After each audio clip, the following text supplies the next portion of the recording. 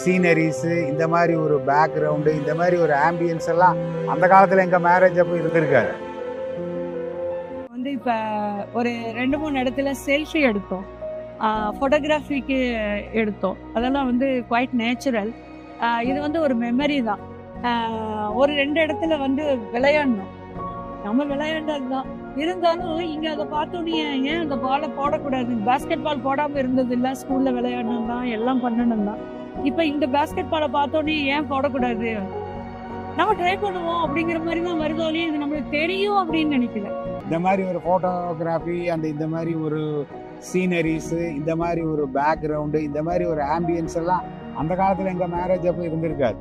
இல்லை, இப்போ அதெல்லாம் இருக்குது. இப்போ அதெல்லாம் ஒரு ஆப்பர்ச்சுனிட்டி எங்களுக்கு கிடச்சிது, ஏலகிரி வந்ததுனால, அது உங்கள் பிளேஸுக்கு வந்ததுனால அதெல்லாம் கிடச்சிது. Really we are enjoy.